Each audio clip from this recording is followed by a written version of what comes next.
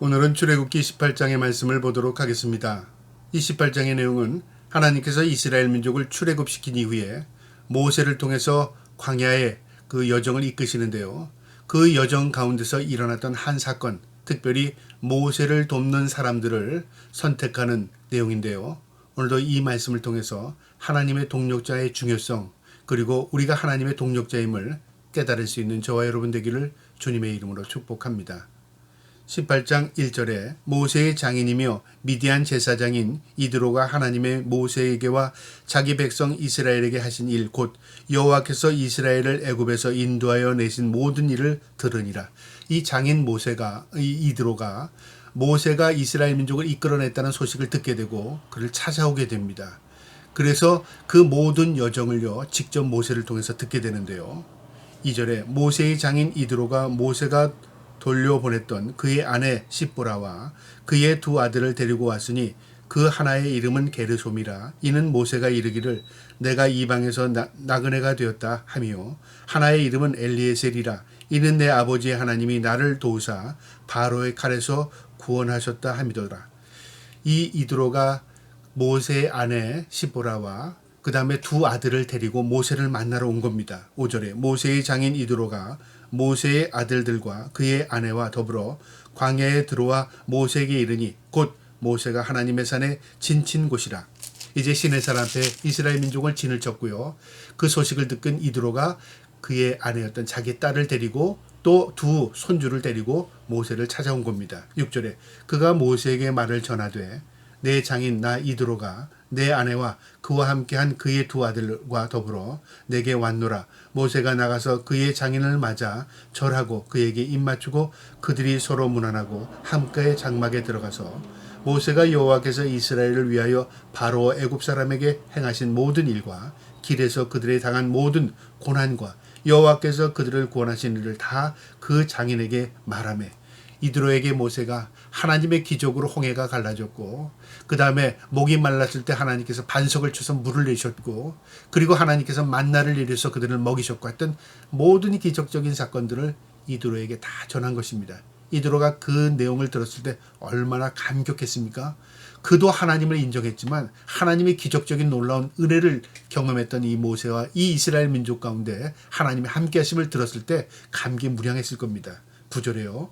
이드로가 여호와께서 이스라엘에게 큰 은혜를 베푸사 애굽 사람 손에서 구원하심을 기뻐하여 이드로가 이르되 여호와를 찬송하리로다. 너희를 애굽 사람의 손에서 와 바로의 손에서 건져내시고 백성을 애굽 사람의 손 아래에서 건져내셨도다. 하나님이 너희를 구원하셨고 하나님이 너희를 건져내셨고 애굽 사람으로부터 해방시켰다.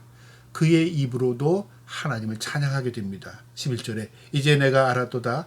여호와는 모든 신보다 크심으로 이스라엘에게 교만하게 행하는 그들을 이기셨도다 하고 모세의 장인 이드로가 번제물과 희생제물을 하나님께 가져오매 아론과 이스라엘 모든 장로가 와서 모세의 장인과 함께 하나님 앞에서 떡을 먹으니라.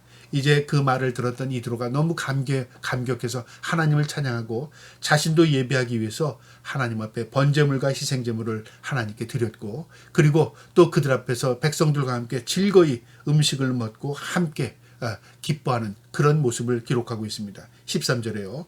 이튿날 모세가 백성을 재판하느라고 앉아있고 백성은 아침부터 저녁까지 모세 곁에 서 있는지라. 모세의 장인이 모세가 백성에게 행하는 모든 일을 보고 이르되 내가 이 백성에게 행하는 일이 어찌 됨이냐. 어찌하여 내가 홀로 앉아 있고 백성은 아침부터 저녁까지 내 곁에 서 있느냐. 지금 모세가 행하는 모든 일들을 이드로가 보면서요. 왜 저렇게 일을 하지? 이 경험이 많았던 이 이드로가 그것에 대해서 이 모세에게 이야기하는 겁니다. 효율성이 없다 그 말이죠. 우리가 때로는 어떤 일을 할 때요. 효율적으로 일할 수 있는 방법이 있고요. 효율이 떨어지는 방법이 있습니다. 효율이라는 것은 뭐냐면 짧은 시간 안에 그 다음에 적은 자원으로 효과를 극대화시키는 것이죠. 이게 효율성입니다. 이 지금 모세가 행하는 일들이 효율성이 없다 그 말이죠. 그것에 대해서 지금 지적하는 겁니다. 15절에요. 모세가 그의 장인에게 대답하되 백성이 하나님께 물으려고 내게 옵니다. 모세가 뭐라고 말하냐. 하나님께 물었는데 백성이 나에게 질문할 때 내가 대답해 줘야 되지 않겠습니까? 그 말이죠.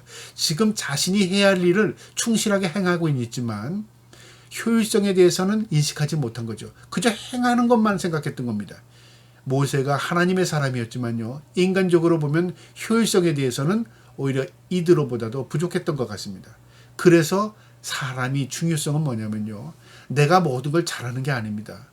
나보다 더 잘하는 사람에게 그 일을 맡기고 나는 내가 잘하는 일을 맡아서 하는 겁니다. 또한 하나님께서 내게 주신 사명을 감당할 때에 내 일에 그 일에 충성하고 그 나머지 일들을 나누어서 또 하나님의 동력자들과 함께 나누는 것 굉장히 중요한 것입니다. 그 일에 대해서 지금 이드로가 그것을 지금 모세에게 이야기하는 겁니다. 16절에 그들이 일이 있으면 내게로 오나니 내가 그 양쪽을 재판하여 하나님의 율례와 법도를 알게 하나이다. 내가 그들에게 하나님의 율례와 법도가 무엇인 걸 깨닫게 해주고 전하는 역할을 내가 지금 하고 있습니다. 그 말이죠. 17절에 모세의 장인이 그에게 이르되 내가 하는 것이 옳지 못하도다. 효율성이 없다 그 말이죠. 틀렸다 그 말이 아니라 내가 하는 일 너무 힘들게 한다. 효율성이 없다 그 말이죠. 우리가 어떤 일을 할 때요. 효율성이 없으면 지칩니다. 중요한 것을 이 우선순위를 제대로 정하지 못하면요. 결국은 번아웃 되죠.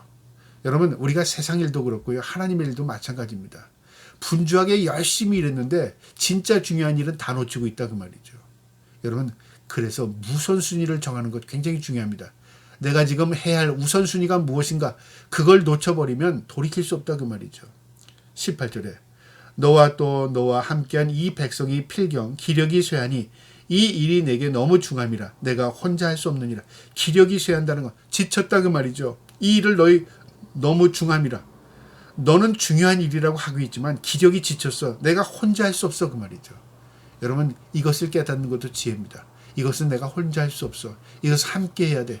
그래서 하나님께서 동력자를 세우시는 것입니다. 여러분 내가 부족해서 내가 못해서 물론 그럴 수도 있지만요. 그것보다 더 중요한 게 뭐냐면 더 일을 효율적으로 하기 위해서 우리는 분담하는 것 굉장히 중요한 것입니다. 19절에 이제 내 말을 들으라. 내가 내게 방침을 가르치리니 하나님이 너와 함께 계시지로다.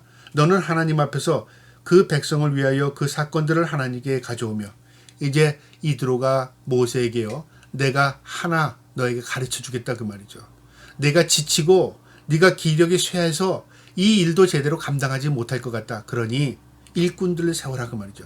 그 다음에 하나님의 율법과 법도를 네가 가르쳐라 그 말이죠. 20절에 그들에게 율례와 법도를 가르쳐서 마땅히 갈 길과 할 일을 그들에게 보이고 그들을 가르치라. 그리고 그들이 깨달아 판단할 수 있는 능력, 그러니까 믿음으로 키워내라 그 말이죠. 일꾼을 키워내는 것, 이것이 보존입니다. 일꾼을 키워내야 앞으로 한국교회가 더욱더 하나님의 은혜 속에서 발전할 수 있는 것입니다. 그런데 우리는 그 일꾼을 키우는 것에 대해서요 굉장히 무관심할 때가 있습니다. 오히려 자신이 모든 걸 다 하려고 할 때가 있다 그 말이죠. 이것은 결국이요 그 당대 끝이고 마는 것입니다. 21절에요. 너는 또 온 백성 가운데서 능력 있는 사람들 곧 하나님을 두려워하며 진실하며 불의한 이익을 미워하는 자를 살펴서 백성 위에 세워 천부장과 백부장과 50부장과 10부장을 삼아. 여러분 능력 있는 자를 세우려는데 그 능력 있는 사람이 어떤 사람이냐면요. 머리 좋은 사람, 힘 있는 사람, 그 다음에 권력 있는 사람, 똑똑한 사람 이런 게 아닙니다. 어떤 사람이냐면 능력 있는 사람, 하나님을 두려워하며. 여러분 하나님을 두려워하는 게 능력이라고 생각하십니까? 우린 그렇게 생각하지 않죠? 연약한 자라고 착각하는 사람들도 있습니다. 여러분 하나님을 두려워할 수 있는 게 능력입니다. 영적인 능력이죠. 여러분 세상 사람들이 하나님 두려워합니까? 두려워하지 않기 때문에 악에 취해 사는 것입니다. 믿는다고 하면서도 죄악을 반복하는 사람들은 하나님 두려워하지 않기 때문에 그렇습니다. 하나님을 두려워하는 게 능력입니다. 그런 사람들을 세우라는 거죠. 진실한 사람, 거짓 없는 사람을 의미하는 것이죠. 깨끗한 사람을 의미합니다. 불의한 이익을 미워하는 자들, 불의한 것을 좋아하고 불의한 것에 손을 담그고 불의한 것과 함께하고 이것도 능력이 없는 사람의 모습입니다. 능력 있는다는 것은 바로 깨끗한 사람, 진실한 사람, 불의한 이익을 미워하는 사람, 하나님을 두려워하는 사람. 우리가 생각하는 건 정반대일 수 있죠. 그런데 영적인 것입니다. 진정으로 하나님을 의식하는 사람들입니다. 하나님을 두려워하는 사람들입니다. 그런 사람들을 세워서 1000부장, 100부장, 50부장, 10부장.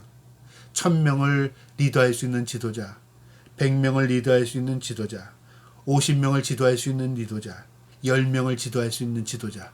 이게 체계를 세우라 그 말입니다. 22절에 그들이 때를 따라 백성을 재판하게 하라. 큰 일을 모두 내가 가져갈 것이요 작은 일은 모두 그들에게 재판하게 하리니 그리하면 그들이 너와 함께 담당할 것인즉 이 일이 내게 쉬우리라. 너는 중요한 일만 맡아. 너는 특별히 가장 중요한 큰 일들을 맡아서 해결하고 그 나머지 일들은 다 지도자들에게 나눠서 그들이 스스로 재판하고 판단하게 하라 그 말이죠. 그래야 너도 기력이 쇠하지 않고 모든 일이 균형이 잡게 되고 발전하게 되고 그 다음에 이 민족을 이끌어낼 수 있다 그 말이죠. 23절에 내가 만일 이 일을 하고 하나님께서도 내게 허락하시면 내가 이 일을 감당하고 이 모든 백성도 자기 곳으로 평안히 가리라. 이 백성들도 이끌림을 받고 평안하게 지금 이 광야 생활을 이끌림을 받을 수 있다 그 말이죠. 너도 기력을 잃지 않을 것이고 백성들도 위로함이 될 것이고 평안할 것이다 그 말이죠. 24절에 이에 모세가 자기 장인의 말을 듣고 그 모든 말대로 하여 모세가 생각해 보니까 그 장인의 말이 100번 맞는 거죠. 그래서 그 말을 받아들인 겁니다. 겸손입니다. 겸손. 아니에요. 나는 내 방법대로 해요. 지금까지도 내가 다 잘했습니다. 이렇게 말을 했다면 이 말을 받아들이지 못했겠죠. 그러나 모세는요. 그의 장인 이드로가 하는 말을 받아들였습니다. 맞습니다. 내가 그렇게 하겠습니다. 그랬죠. 이 겸손함입니다. 우리가 어떤 일을 행할 때 겸손하게 행하는 것, 거기에 하나님의 은혜가 임합니다. 25절에요. 모세가 이스라엘 무리 중에서 능력 있는 사람들을 택하여 그들을 백성의 우두머리 곧 1000부장과 100부장과 50부장과 10부장과 삼았으며 그들이 때를 따라 백성을 재판하게 하되 어려운 일은 모세에게 가져오고 모든 작은 일은 스스로 판단하게 하더라. 어려운 일은 모세에게 그 다음에 나머지 일들은 모두 나누어서 지도자들에게 맡겼다 그 말이죠. 마지막 27절에 모세가 그의 장인을 보내니 그가 자기 땅으로 가니라. 이 이드로가 모세를 찾아와서 조언해 준 내용이 이스라엘 민족의 어떤 체계를 잡는 일에 굉장히 중요한 역할을 한 것입니다. 그것이 겸손이고 수용입니다. 우리가 이 땅을 살아나갈 때요. 우리를 낮추고 겸손할 때 하나님께서 지혜를 주시기도 하지만 또 다른 사람을 통해서 우리가 또 새로운 지혜를 깨닫기도 하는 것입니다. 저와 여러분이 늘 하나님 앞에 겸손한 마음으로 하나님 앞에 이끌림을 받는 우리 모든 성도들 다 될 수 있기를 주님의 이름으로 축복합니다. 아멘.